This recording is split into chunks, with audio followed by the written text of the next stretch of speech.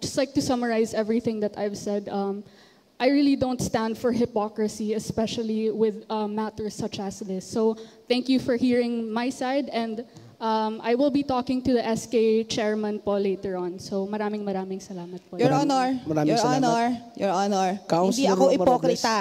Hindi ako ipokrita. At eto ha, sinasabi mo, sinabi ko yon. Pag kami ang sumagot, dumipensa lang kami pamali. Yan tayo eh. Your Honor. Diba?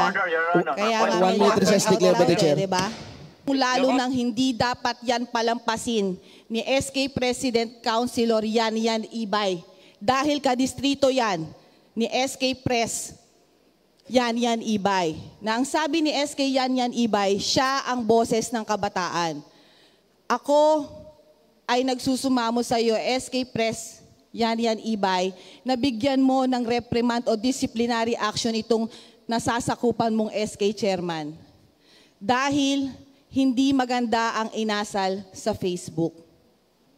This is the said letter that I have already sent out to her, which she has received, and she has also given me her own letter explaining her side of the story.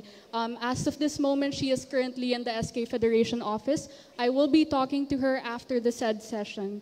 Second po, I would say na if you're gonna attack the SK chairman, when you have already made a Facebook post as well, what makes you any better? Quote, this is what the Honorable Councilor has to say about the SK chairman.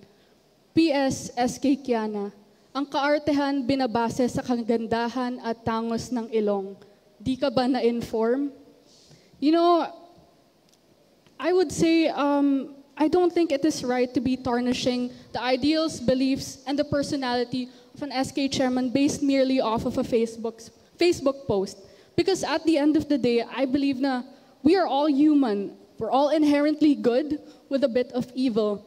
But to discriminate one's looks based off of a mere Facebook post, I don't think is right. Alam natin, alam sa sarili ng SK chairman na nagkamali siya. But to discriminate her personality and her looks, I don't think is something na should be tackled. Honestly, lagi natin sinasabi na as older individuals, mas marami tayong alam sa kabataan, and we should be setting the example.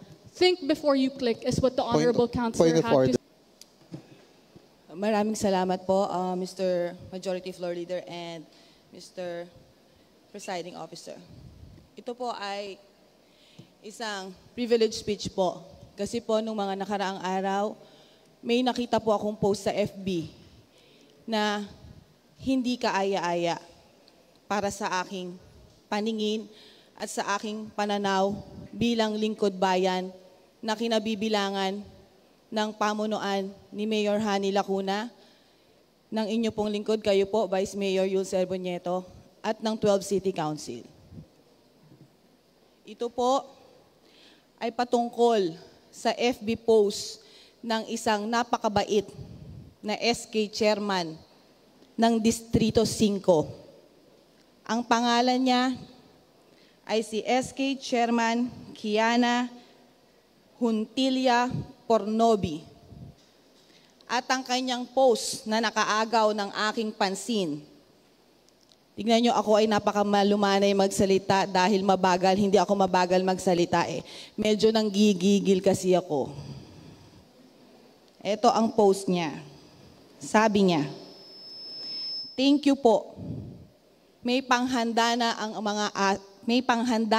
ang aso namin. SK Juliana." Ang pangalan niya, Julian. SK Kiana pala. SK Chairman Kiana Huntilla Pornobi. Panghanda ng aso mo. Sinabi mo, panghanda ng aso mo. Ilang pamilya, daang libo ang binibigyan ng lungsod ng Maynila ng pamaskong handog. Sasabihin mo, panghanda ng aso mo. Yung pamaskong handog na yan, kinakain ko din yan.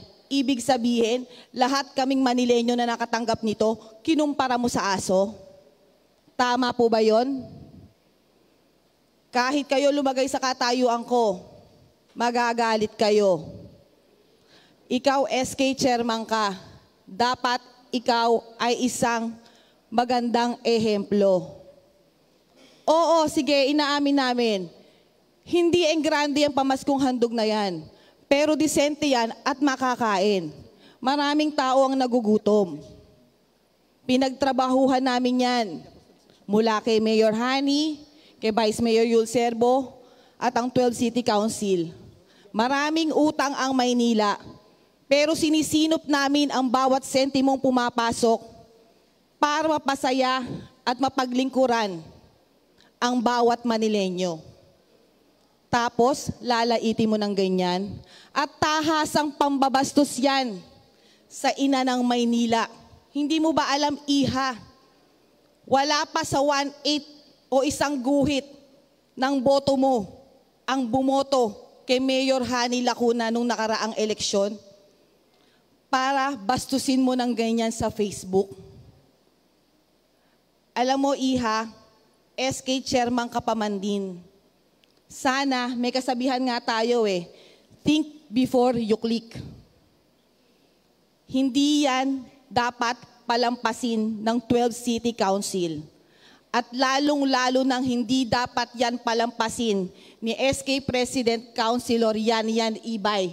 Dahil kadistrito yan ni SK Pres Yan Ibay. Na ang sabi ni SK Yan Ibay, siya ang boses ng kabataan. Ako ay nagsusumamo sa iyo, SK Pres Yan Ibay, na bigyan mo ng reprimand o disciplinary action itong nasasakupan mong SK Chairman. Dahil hindi maganda ang inasal sa Facebook. Oo, alam ko, napapanahon. Iba-iba ang sinusuportahan nating politiko. Pero hindi para bastusin ang mayor ng Maynila. Nire-respeto ko, SK Kiana, kung kanino ka naniniwala.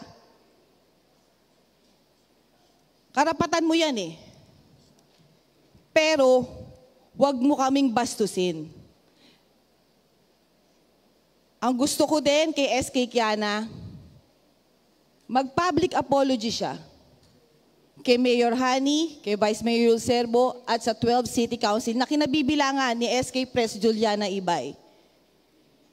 Dahil hindi nakakatuwa ang kanyang inasal. Bilang chairman ng Committee on Children Affairs, kasama ko ang Youth Bureau, kasapi yan, membro ko yan, pati ang SK Fed. Ako po, simula 2019, chairman ng Children's Affairs. Pinagtatanggol at pinoprotektahan ko ang mga kabataan. Pero kung ganitong kabataan na nagpakita ng maling asal, dapat turuan po ng leksyon. SK Kiana, bilang ate mo sa konseho, kasi ang SK chairman ba, mga 21, 22 years old, para na tayo magkapatid. Payo ko sa'yo, ang taong nagpapakumbaba ay itinataas. Aminin mo ang kamalian mo. Yun lamang po. Maraming salamat. At sana po, yung mga tumatanggap ng biyaya, maliit man o malaki, magpasalamat po tayo sa poong may kapal. Yun lamang. And I don't want to be interpolated. Thank you. Maraming salamat, Councilor Roma Robles. Right to personal and collective privilege, Your Honor. Councilor Yan Ibay. Your Honor, to address the privileged speech of... Point of order, Your Honor. What is your point of order? Point of order. Your Honor, the principal speaker, the Honorable Roma Robles, doesn't want to be interpolated. We have the rule. If we don't, the speaker of the privileged speech doesn't want to be interpolated, then no one can comment on our privileged speech. That is all, Your Honor. Thank you.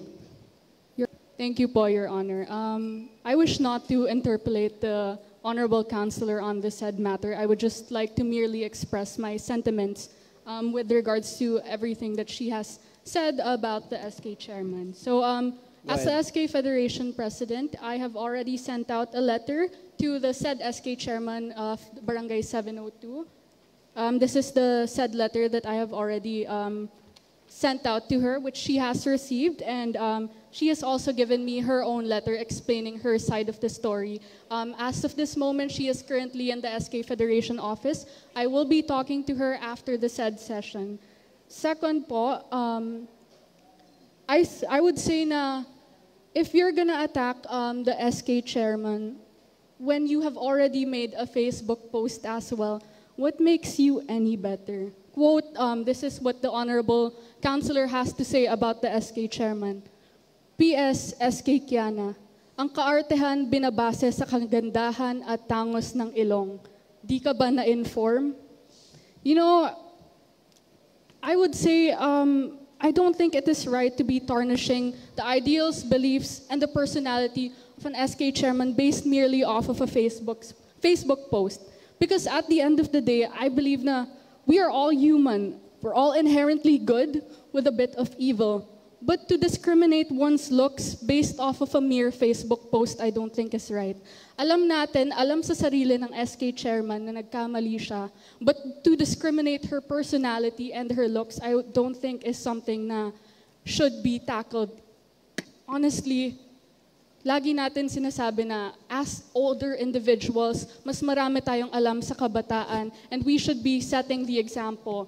Think before you click is what the Honorable Councilor had to say. Point of order. What is your point of order, Councilor Philip Lacuna? I think the manifestation of the good SK President is out of topic.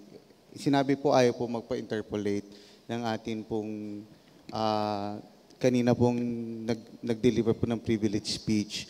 But I would also like to commend the SK President Yan for taking immediate action in this problem. But I hope po sana wag na po natin to po pahabain pa po itong pinag-uusapan po natin. Anyway, the person who delivered the privilege speech has also said his piece. At binigyan naman po kagad ng kaagarang action po ni Councilor Yan unless she's going to manifest to delivering another privilege speech. But in request ko lang po, nasa harapan po tayo ng mga SK po ngayon, ipapasa po natin ang kanila pong budget. Let us just keep this record or this issue po isang tabi.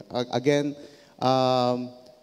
bugso lang po ng damdamin bilang po nakakatandang membro at bilang isa pong senior member ng City Council. It is already enough that the good Councilor Roma Robles has said this kanila pong sentiments through a privilege speech at binigyan naman po ng aksyon ng atin pong butihing SK President. So yun lamang po, Your Honor. Simple request. Sana po let's stop it at this, Your Honor. And let us go on and continue with the business of the day. Marami pong tao nag-aantay. Andito po yung mga SK. Inaantay pong mapasa po nilang kanila pong budget. Yun lamang po, Your Honor. Maraming salamat. Thank you, Councilor Philip Lacuna. Majority Floor Leader. Your Honor, I Your agree. Honor. Last na po. Okay, Councilor Yan Ibay is recognized. Maraming salamat po, Your Honor. Again, I'd just like to summarize everything that I've said. I really don't stand for hypocrisy, especially with matters such as this. So thank you for hearing my side, and I will be talking to the SK chairman po later on. So maraming salamat po. Your Honor, Maraming Your salamat. Honor, Your Honor, hindi Councilor ako Roma ipokrita. Hindi ako ipokrita. At eto sinabi ko yon. Pag kami ang sumagot, dumipensa lang kami pamali. Yan tayo eh. Your Honor, Diba? Your Honor. Kaya One kami minute recess declared by the chair. Diba? Your Honor. That's out of order na po yan. Oo. Pag kami hindi pwede magsalita, Your Honor, pag sila pwede. Tama Point na, of order. sabi